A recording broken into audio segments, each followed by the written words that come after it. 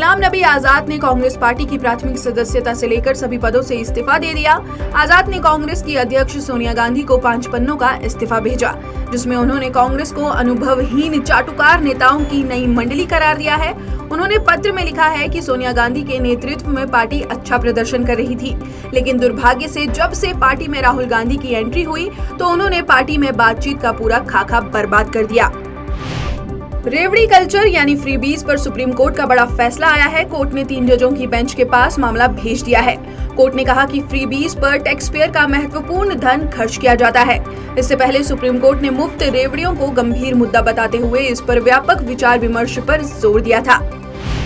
विदेश मंत्री S Jaishankar Argentina के दौरे पर हैं। उन्होंने अर्जेंटीना के राष्ट्रपति अल्बर्टो फर्नांडिस के साथ मुलाकात की और दोनों देशों के बीच व्यापारिक संबंधों को मजबूत करने और महत्वाकांक्षी बनाने के उपायों के साथ साथ रक्षा और परमाणु ऊर्जा में द्विपक्षीय सहयोग की संभावना पर चर्चा की।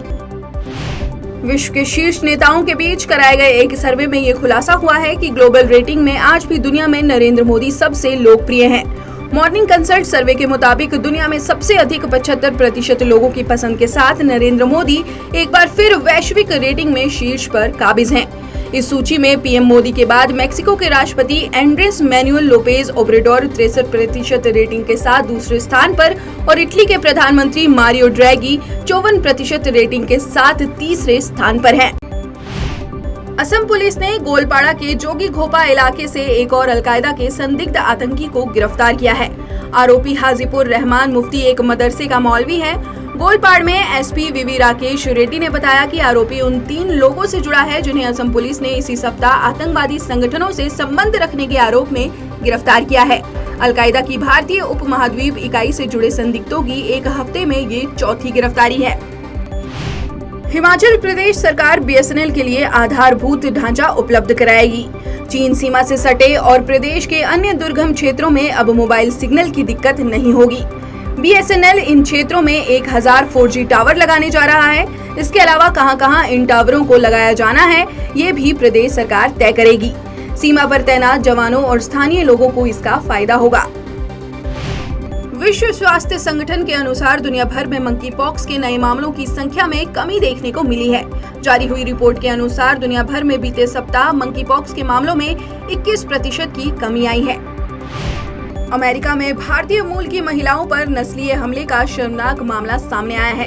अमेरिकन मैक्सिकन महिला ने टेक्सास की सड़कों पर घूम रही 4 भारतीय महिलाओं के साथ न सिर्फ बदसलूकी की बल्कि मारपीट करने के बाद गन दिखाकर उन्हें शूट करने की भी धमकी दी।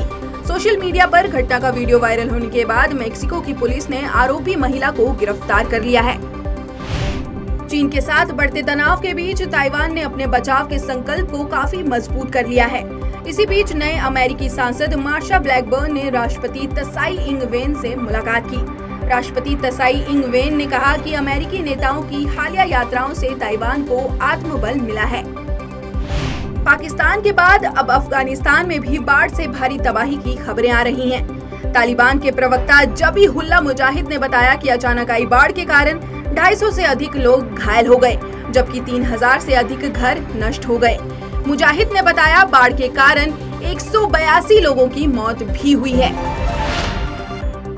हरियाणा सरकार की मंत्रिमंडल बैठक में फैसला लिया गया है कि 3000 करोड़ की लागत से पूरे प्रदेश में 850 किलोमीटर लंबी 313 नई सड़कों का जाल बिछाया जाएगा और पुरानी सड़कों की मरम्मत की जाएगी। इस निर्माण कार्य को पूरा करने के लिए 31 मार्च 2024 तक का लक्ष्य निर्धारित किया गया है। अकाली दल के प्रधान सुखबीर बादल ने दिल्ली की तरह पंजाब में भी एक्साइज पॉलिसी की सीबीआई या ईडी जांच की मांग की है। उन्होंने आम आदमी पार्टी की सरकार पर अपने चहेतों को L1 देकर 500 करोड़ रुपए के घोटाले का आरोप भी लगाया है।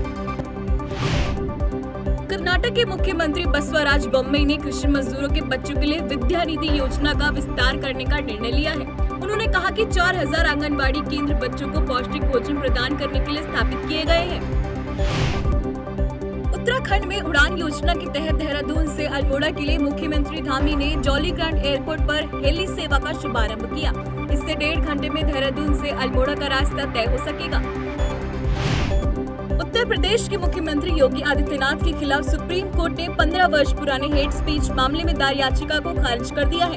इससे पहले यूपी सरकार ने मई 2017 में इस आधार पर अनुमति से मना कर दिया था कि मुकदमे में सबूत नाकाफी है। भारत के पूर्व मुख्य आर्थिक सलाहकार के.वी. सुब्रमण्यम को अंतर्राष्ट्रीय मुद्रा कोष में भारत के कार्यकारी निदेशक के रूप में नियुक्त किया गया है। के.वी. सुब्रमण्यम 2019 से IMF बोर्ड में भारत के कार्यकारी निदेशक S.K. भल्ला के स्थान पर नियुक्त होंगे। के.वी. सुब्रमण्यम का कार्यकाल नवंबर के महीने से शुरू होगा, जो अगले आदेश या 3 वर्ष की समाप्ति तक चलता रहेगा।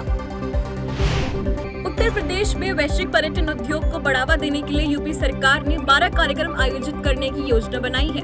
कार्यक्रम में अयोध्या का दीप महोत्सव, रामायण मेला, Dev Diwali, hot air balloon festival, Navratri महोत्सव, विश्व पर्यटन दिवस, काशी विश्वनाथ धाम, कुंभ मेला और कृष्णोत्सव ब्रांडिंग की भूमिका निभाएंगे। वैश्विक रेटिंग एजेंसी S&P ग्लोबल ने कहा कि भारत के पास विदेशी मुद्रा भंडार पर्याप्त है। इस वजह से वह कर्ज का दबाव झेलने में पूरी तरह से सक्षम है। एजेंसी ने कहा कि आज विश्व जिन चक्रीय कठिनाइयों का सामना कर रहा है, भारत ने उनके खिलाफ बफर का निर्माण किया है। वही एजेंसी ने चालू वित्त वर्ष में भारत की GDP वृद्धि 7.3% रहने का अनुमान भी व्यक्त किया है। शुक्रवार को क्वार्टर फाइनल में सात्विक और चिराग की स्टार भारतीय मेंस डबल्स जोड़ी ने दुनिया में दूसरे नंबर की जापानी जोड़ी को हराकर वर्ल्ड बैडमिंटन चैंपियनशिप के सेमीफाइनल में प्रवेश करते हुए एक मेडल पक्का कर लिया है। इस महीने के शुरू में कॉमनवेल्थ गेम्स में गोल्ड मेडल जीतने वाली दुनिया में 7वें नंबर की प्रबल दावेदार और मौजूदा चैंपियन जापानी जोड़ी को 1 घंटे 15 मिनट तक चले मैच में 24-15, 21-14 से हरा दिया।